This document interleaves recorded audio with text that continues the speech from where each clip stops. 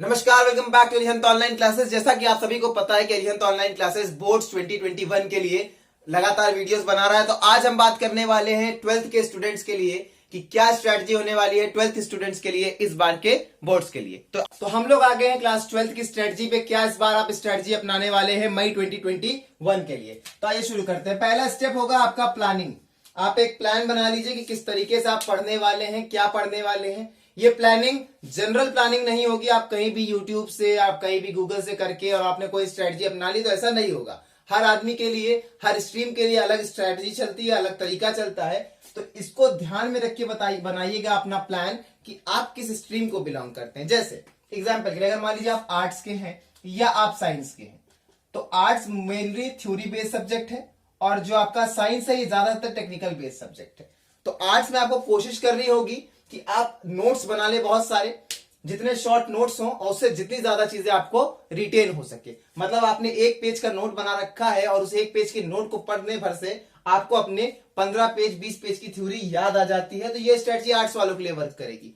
वही साइंस वालों के लिए प्रैक्टिस का या अपने फॉर्मूलों को रिवाइज करने का ज्यादा महत्व होगा। चाहे आप मैथ में हो, फिजिक्स पढ़ रहे हो, केमिस्ट्री पढ़ रहे हो, बायो थ्योरेटिकल सब्जेक्ट है, लेकिन बाकी जो है जैसे मैथ्स है, फिजिक्स है या केमिस्ट्री है, तो किस तरीके से कौन से फॉर्मूले बहुत ज्यादा इंपॉर्टेंट है बोर्ड के नजरिए से, उनकी कितनी ज्यादा से ज्यादा प्रैक्टिस हो सकती है, उस तरह के कितने न्यूमेरिकल लगाए जा सकते हैं। तो ये स्ट्रेटजी होगी साइंस वालों के लिए, इस तरीके से चलेगा। तो आपको कोई भी स्ट्रेटजी उठा के नहीं अपना लेनी, अपनी खुद का प्लान, अपना खुद की स्ट्रेटजी तैयार करनी है और उसके लिए अपने स्ट्रीम को ध्यान में रखना है। सबसे पहला जरूरत होगा जो आपको उसकी होगी वो है बैड एंड गुड एरियाज। अपने बढ़िया और बैड एंड गुड एरियाज, वही मतलब अपने बेहतरीन और अपने बेकार एरियाज दोनों को पहचान लीजिए।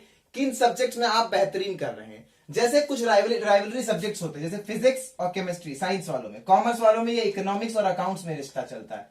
इनका रिश्ता ही कुछ ऐसा होता है, मतलब मोस्ट ऑफ द केसेस में, कि अगर आपकी फिजिक्स बेहतरीन है तो आपको केमिस्ट्री दिक्कत कर रही होगी, केमिस्ट्री बढ़िया है तो फिजिक्स दिक्कत कर रही होगी। या अगर आप कॉमर्स स्ट्रीम के हैं तो यही इकोनॉमिक्स और अकाउंट्स का रिश्ता हो जाता है कि कुछ लोगों को इकोनॉमिक्स में तो वो कंफर्टेबल है लेकिन अकाउंट्स उनको डर लगता है, और अगर वो अकाउंट्स पे कंफर्टेबल है तो इकोनॉमिक्स उनको समझ में नहीं आ रही। तो इस तरह के राइवलरी सब्जेक्ट सबकी लाइफ में होते ही होते हैं मोस्टली। तो इसमें आपको करना क्या है, आपको अपना वर्स्ट वाला और अपना बेस्ट वाला दोनों चीजों को देख के चलना है, उस हिसाब से प्लान बनाना। ध्यान देने वाली बात क्या है कि अक्सर इसमें दो तरह की स्ट्रेटजी अपनाई जाती है जो दोनों ही गलत हो जाती है।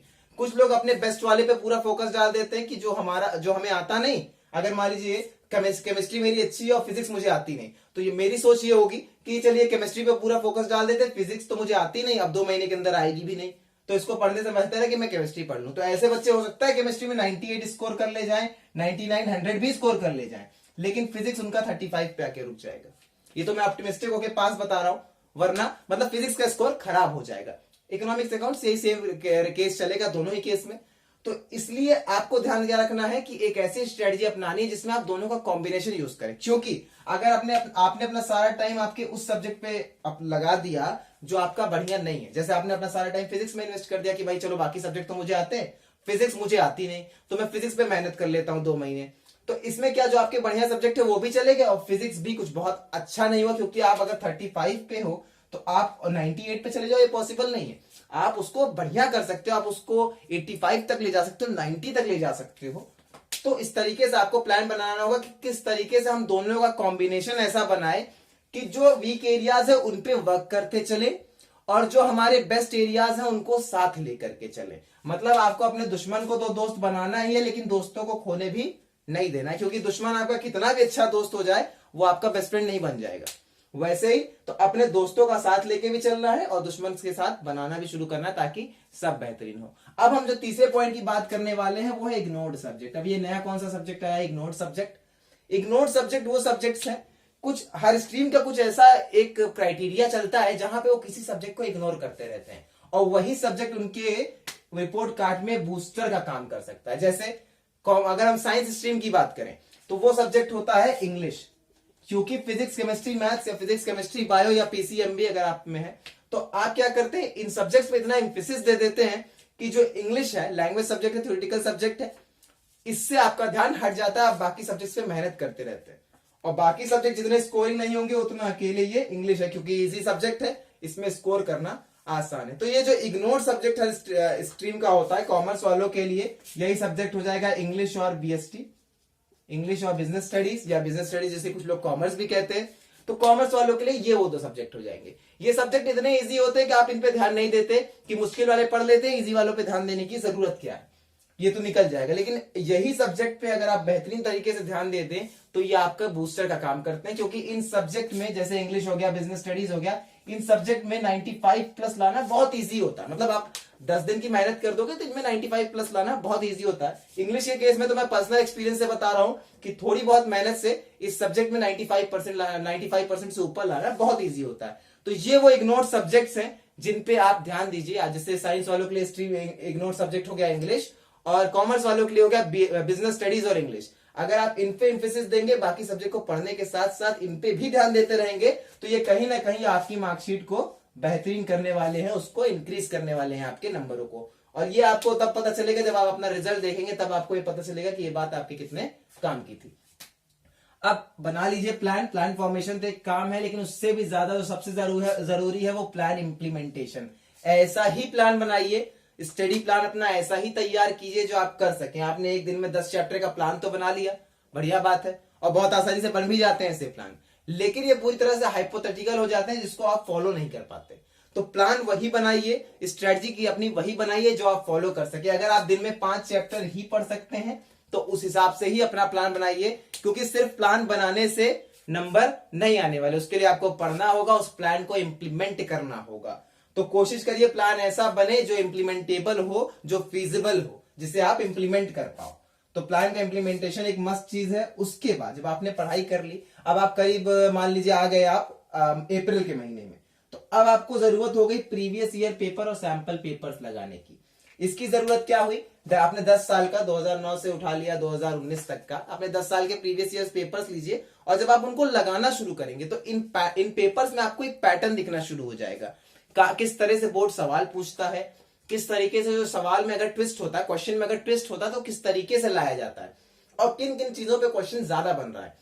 तो एक बहुत बेसिक स्ट्रक्चर आपके दिमाग में आ जाता है। अगर, और ये मान के चलिए अगर आप 10 साल के पेपर लगा लेते हैं, प्रीवियस ईयर पेपर 10 साल के बोर्ड्स के लगा लेते हैं, अगर आप सीबीएसई से हैं तो सीबीएसई की, आईसीएसई, जिस भी बोर्ड से आप बिलोंग करते हैं, तो आपको एक मोर सो एवर पेपर का आइडिया लग जाता है। और जब आप पेपर देने बैठते हैं तो आपके लिए बहुत फ्रेंडली माहौल हो जाता है। उस पेपर को जिसे देख करके 90% बच्चे डर रहे होते हैं, क्योंकि आपने बहुत सारी उसकी प्रैक्टिस कर रखी होती है, आपको वो फ्रेंडली सा लगने लगता है, और कई बार क्वेश्चंस जो है वो रिपीट हो जाते हैं। तो फिर जो मजा आता है पेपर करने का, उसका एक्सपीरियंस बताना बहुत ही मुश्किल है, बहुत ज्यादा आसान हो जाता है पेपर अटेंड करना।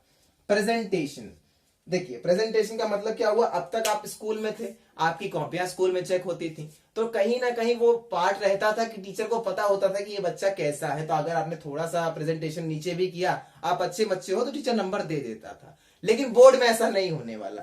जो बोर्ड की कॉपियां चेक कर रहा है वो नहीं जानता कि जिसने ये आंसर लिखा है वो 95% वाला है, या वो फेलियर है, या वो वीक स्टूडेंट है, या वो मीडियोकर है, या वो टॉपर है, उसे कुछ नहीं पता। वो बस उस कॉपी को देखेगा और उस हिसाब से अपना जजमेंट करेगा, उस आंसर के हिसाब से। तो एक प्रेजेंटेशन एक बहुत इंपॉर्टेंट पार्ट होने वाला है बोर्ड के नजरिए से। किस तरह से प्रेजेंट करना है, इस पे मैं एक वीडियो बना दूंगा अपने आंसर राइटिंग पे, आपको किस तरह से प्रेजेंटेशन करना है। लेकिन आपको प्रेजेंटेशन पे अच्छा खासा ध्यान देना होगा कि आप आंसर कितने बड़े लिखने वाले हो। अभी से सब प्लान बना करके रख लीजिए, कितने बड़े आपके आंसर्स होंगे, किन बातों को हाईलाइट करेंगे, ये सारी बातें आप प्रेजेंटेशन में दे सकते हैं। अब एक चीज जो आएगी वो होगी सिटिंग हैबिट। आप जो सैंपल पेपर लगा रहे हो, प्रीवियस ईयर्स के पेपर लगा रहे हो, उनको एक एग्जाम जैसे माहौल में बैठ करके ही लगाइए। कोशिश करिए कि आप 3 घंटे बैठे, जैसा कि आपके साथ एग्जाम में होने वाला है, 15 मिनट क्वेश्चन रीड करें, और उसके बाद फिर आप आंसर अपने लिखना शुरू करें, और 3 घंटे के माहौल में ही आंसर लिखे, जितने हो पाए उतने ही लिखे। इससे आपको सिटिंग हैबिट हो जाएगी, क्योंकि कुछ बच्चों के लिए वहां जाके 3 घंटा बैठना ही एक काम हो जाता है, और आप जब शरीर से ही नहीं फिट होगे, उस माहौल में बैठ ही नहीं पाओगे, तो पेपर पे आपका ध्यान जाहिर सी बात है नहीं जाएगा। तो इसलिए सिटिंग हैबिट की पहले से प्रैक्टिस कर लीजिए। ये बहुत वहां पे जाके परेशानी देता है बच्चों को कि 3 घंटे बैठने में इधर उधर हो रहा है। तो उस चक्कर में पेपर पे जितना कॉन्सेंट्रेशन बनना चाहिए, जितना ध्यान से आपको क्वेश्चन को सोचना चाहिए, आप वो चीजें नहीं कर पाते हो। तो ये एक बहुत मेजर मुद्दा है। जैसे लेट के पढ़ाई होती है, तो लेट के आप पढ़ रहे हो, वैसे तो आपको बैठ के पढ़ना चाहिए, लेकिन कम से कम सैंपल पेपर लगाते वक्त बीच में चाय पानी नाश्ता कुछ नहीं, जैसे आप पानी की बोतल लेके बैठते हो वैसे पानी की बोतल लेके बैठो, पूरा 3 आवर की सिटिंग में पेपर को कंप्लीट करो जितना हो पाता है, और फिर उसको इवेल्युएट करो अपने हिसाब से। फिर आ जाइए, लास्ट है मेंटल एंड फिजिकल एक्सरसाइज। ये देखिए क्या करेगा, ये आपके लिए क्या करेगा, इनहेंसर का काम करेगा। आप दिमाग का यूज कर रहे हो तैयारी में, बॉडी थक रही है, माइंड थक रहा है, बोर्ड का प्रेशर बहुत ज्यादा है, तो वैसे भी दिमाग पे लोड रहता है। जैसे लगता है कि इस बार अगर 12th का बोर्ड खराब हो गया तो सारी जिंदगी खराब होने वाली है। हालांकि बोर्ड बहुत ज्यादा इंपॉर्टेंट भी है, तो किस तरह से अपने माइंड को हम थोड़ा आराम से रखें, किस तरह से उसको थोड़ा काम रखें, तो उसके लिए अलग अलग तरह की एक्सरसाइजेस ट्राई करिए। आप योगा कर सकते हैं, आप मेडिटेशन कर सकते हैं, ताकि आपका दिमाग कूल रहे, आप सोच सके, समझ सके, और थोड़ा पॉजिटिव लोगों के साथ रहिए। इधर इस बीच में मतलब आप नेगेटिविटी को अपने चारों तरफ से हटा दीजिए। नहीं हो पाएगा जी, बोर्ड तो बड़ा मुश्किल आता है, ऐसा कुछ नहीं है। बोर्ड के पेपर भी इंसान ही चेक करते हैं, तो जबरदस्ती आपका नंबर काटने वाले नहीं है। बस बढ़िया से प्रेजेंटेशन होना चाहिए, बढ़िया से चीज होनी चाहिए। तो अपना सराउंडिंग थोड़ा ऑप्टिमिस्टिक रखिए इस समय, क्योंकि इस समय पॉजिटिविटी एक बहुत बड़ा रोल प्ले करती है। उसके बाद अपने माइंड को काम रखिए, अच्छी चीजों में दिमाग लगाइए और बेहतरीन तरीके से पढ़ाई करिए, तो बहुत ही आसानी से आपका बोर्ड वो नंबर लाके देगा, वो स्कोर लाके देगा जो आपके लिए आपका टारगेट होगा। जो भी आपका लिए आपका टारगेट होगा इस बार का, वो आप अचीव कर जाएंगे। तो होप ये स्ट्रेटजी आपके काम आएगी। इस तरह की स्ट्रेटजी बनाइए और अपने प्लान को फॉर्मुलेट करिए, और इस चैनल को भी सब्सक्राइब कर लीजिए, ताकि हम आपके लिए बोर्ड्स के लिए पूरी सीरीज चला रहे हैं। तो आपको रेगुलर वीडियोस मिलती रहेंगी आपके काम की, जो आपको बहुत ज्यादा हेल्पफुल करने वाली है बोर्ड्स के लिए। Thank you, thanks a lot.